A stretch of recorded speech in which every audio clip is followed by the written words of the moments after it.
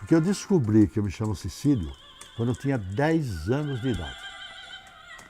Se alguém procurar Cecílio no curso primário, antigo primário, não existe. Vai estar Antônio Elias lá. E pior ainda, eu vim a descobrir que eu me chamava Antônio João Pedro. Então imagine, Antônio João Pedro Elias. Porque eu fui batizado assim.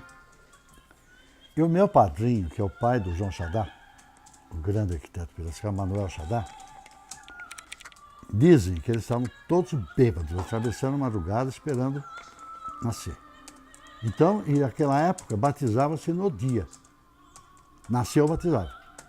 Quando o padre chega e fala pro meu padrinho, o segundo, eu fiquei sabendo depois. E depois ficou registrado. Qual o nome do batizando? Né? Ele fala Antônio João Pedro. Por quê? Porque era São João, tinha os 3 santos de São João, Santo Antônio, São João e São Pedro, e eu era o primeiro homem nascendo depois de 4 mulheres. Então ele botou macho de tudo quanto é lado por cima de mim. E eu fiquei sendo chamado de Tony, Toninho, Tonico, sabe? A vida inteira. Quando eu entrei no antigo curso ginasial, meu pai apareceu. Falou, filho, tem uma coisa que só você vai decidir. Você vai escolher seu nome. Como escolher meu nome, né?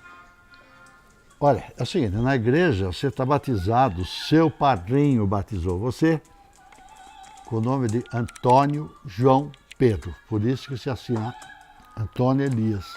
Ou senão você vai, como está no civil, Cecílio Elias Neto. Falei, pai, que escolha desgraçada que você está me dando. Mas tá, eu vou ficar com Cecílio então, porque Antônio João Pedro Elias eu não vou ficar com isso. Né? Passei então a usar o Cecílio Elias Neto.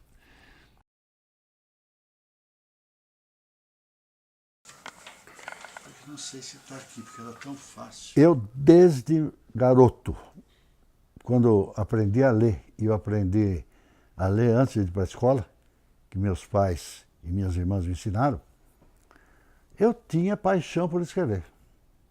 Eu queria escrever. Eu me recordo que a primeira poesia minha, eu tinha 7 anos. E eu me apaixonei por uma menina da usina Esther, com 7 anos. Ela chamava Shirley. Até hoje eu me lembro da poesia que eu fiz para ela. Até hoje eu me lembro. É assim, lua bonita que ilumina o jardim, não tire a Shirley de mim. Minha mãe querida. O meu professor do colégio, do ginásio, ele nos deu uma redação em prova sobre as mães, né? Dia das Mães, que eu não gosto todo. Eu escrevi. Até hoje eu lembro da primeira frase, olha que coisa. Minha mãe, anjo bom de minha vida. Eu comecei assim. Não sei, não me lembro, mas tinha sido. Os neguinhos ficaram, sabe, entusiasmados, tal, e mandaram pro jornal e pro Diário de Piracicaba. Os 2 publicaram. E as mães, eu fiquei ídolozinho das mães, aquele negócio todo, né? E na adolescência, aconteceu um episódio que eu acho na minha vida foi fundamental, que foi o suicídio de Getúlio Vargas, em 54. Com a morte do Getúlio, eu tinha 14 anos e era presidente do Grêmio Estudantil. Aquilo me abalou tanto que eu queria saber tudo. Comecei a saber tudo. Falei, não, eu vou consertar esse país, eu vou consertar o mundo. Aliás, eu me lembro que uma noite eu fui fazer seresta, eu era seresteiro, né? Eu voltei completamente embriagado para minha casa, né, com o violão assim. Voltei com o violão, minha mãe, filho, Tony, a gente chama de Tony, né? Eu fui cair assim, do lado de minha mãe na cama, né? Mãe, eu vou ser presidente da República e vou consertar esse país. Nós vamos dar comida para todo mundo que tem fome. embriagado sonhando, né? Então eu tinha essa, eu diria fraternidade, não era só solidariedade, sabe? E eu quis, então, ser revolucionário. Eu quis, quando chegou em 59, 58, e quando o Fidel Castro ganhou aquela batalha, eu já estava na Juventude Comunista, e fui levado pelo João Chiarini. E eu falei, não, eu vou para Cuba. Eu vou para Cuba. Mas eu estava namorando firme já, né? Eu falei, pai, eu vou para Cuba, eu vou ajudar aquele povo a cortar cana. Eles precisam de cortar cana. Então meu pai falou, filho, não faça isso, filho. Eu sou muito amigo dos Dedini, dos Morgante. Corte a cana aqui em Piracicaba. Me desmontou. Desmontou.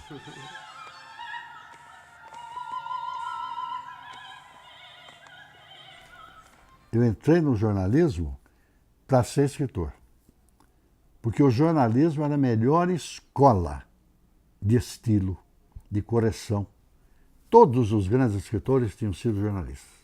Começaram, acho que nem chamavam de jornalista na época, né? E eu falei, quer saber, agora eu vou entrar em jornal. E fui. Meu pai criou obstáculo, porque o dono do jornal, Sebastião Ferraz, ele era maçom também. E ele falou para o Ferraz, desestimule meu filho, isso é loucura. Jornalista é boemia, jornalista é passar fome. Imagine, jornalista e escritor, quem vai ser esse menino? Né? E o Ferraz começou a tentar me tirar da cabeça. Um belo dia ele me levou a tomar cerveja, chopp. Naquele tempo não tinha esse negócio de idade, né? Ele falou, olha garoto, eu vou confessar uma coisa para você. Seu pai está querendo que eu tire o seu estímulo. Tire.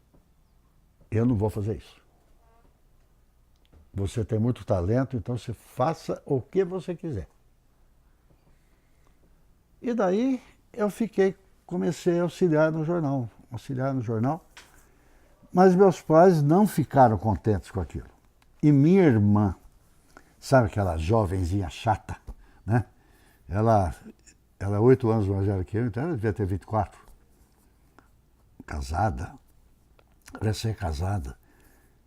Ela falava que eu era louco. Esse menino é louco. Tem que levar no psiquiatra. E o psiquiatra era médico de louco na época. Né?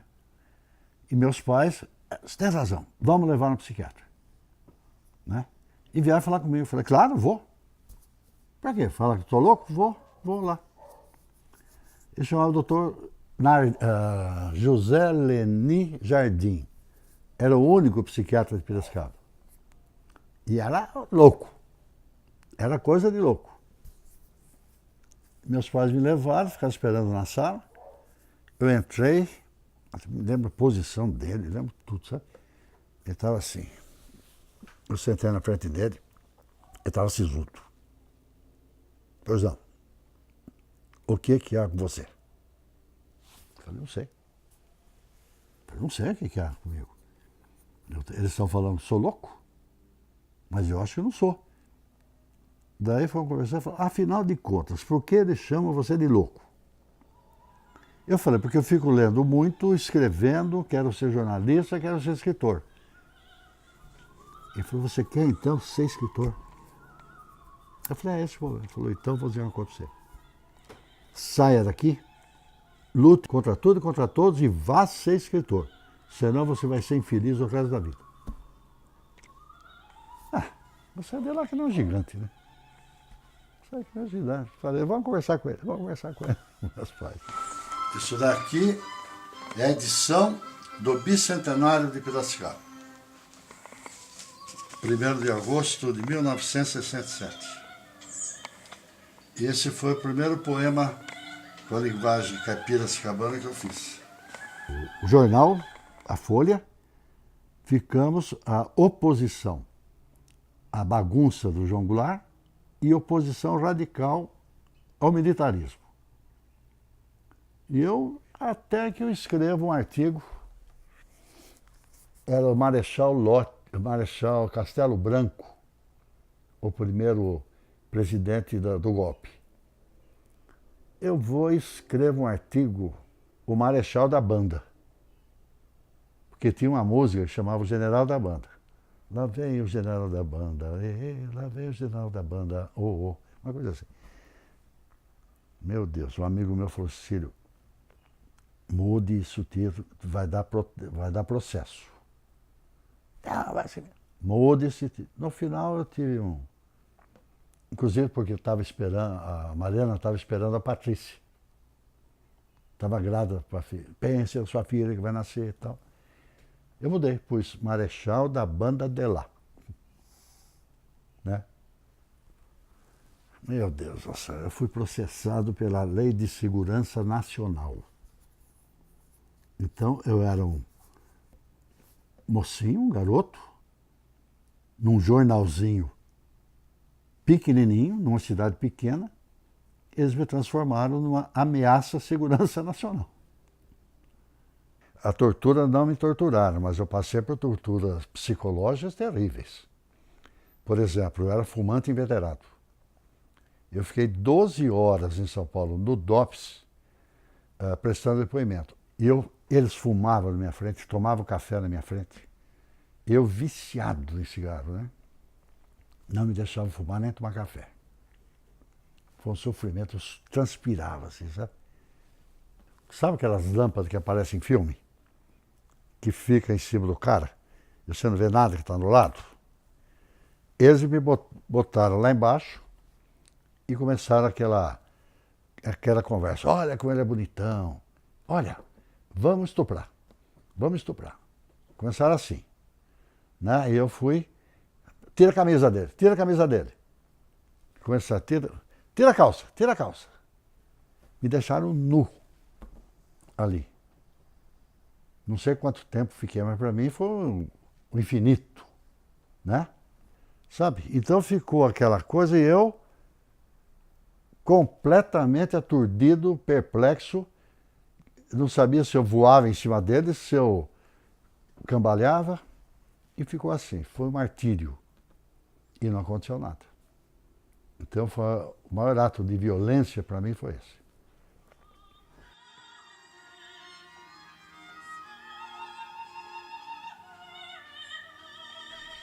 Eu tive uma grande paixão na vida. Eu sempre fui apaixonado, mas aquela foi uma grande paixão, inclusive foi uma tragédia familiar para mim, sabe? Sempre fui leal, aquele fiel, mas foi uma paixão tão maluca. Hoje eu lembro, se eu tivesse saído de férias, ficado um mês numa praia, eu não teria vivido aquilo. Mas eu estava preso, o diário estava indo pro brejo, eu não podia fazer nada. Eu estava sem dinheiro para pagar a escola dos meus filhos. Então eu fui recebendo aquilo e vivi uma paixão que a Igreja Católica em Teologia, ela disse que uma das maiores graças que o ser humano recebe é se ele conhecer a paixão. E que a paixão é tão perigosa, é tão coisa que a Igreja tem guardado no Vaticano casos de paixão que ela não divulga, para não estimular. E nós vivemos, eu e a moça, a senhora, uma coisa assim tão fora do natural, eu tinha um escritório em São Paulo, eu estava lá. Eu me encontrava com ela em São Paulo. Um dia ela me telefonou, eu vou indo para aí. Né? Eu falei, tudo bem, que hora você vai sair? Ela falou, tá hora, não sei o que lá. Então combinamos que ela pegaria o metrô e viria até a Sé. E depois iríamos jantar juntos, ir para o apartamento. Eu comecei a falar, bom, ela está agora em Americana. Ela está agora em tal lugar. Ela chegou em Jundiaí. Eu vim acompanhando assim, ela chegou. E não havia celular naquela época. Ela chegou, né? Ela vai pegar o metrô. Pegou o metrô.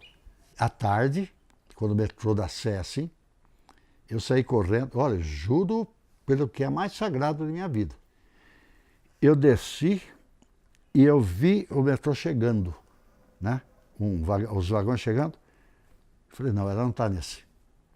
Deixei ir e fiquei, ela vem no próximo. Você não acredita, vocês não acreditam.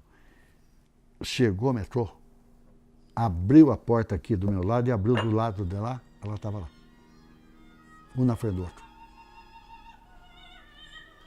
Nós entramos, nos abraçamos de tal maneira, não acreditando naquilo, que todo mundo parou assim, tem uma velhinha que aplaudia assim, sabe?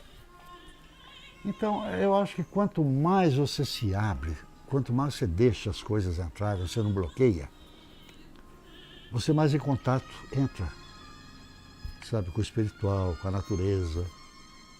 Então, eu acho isso.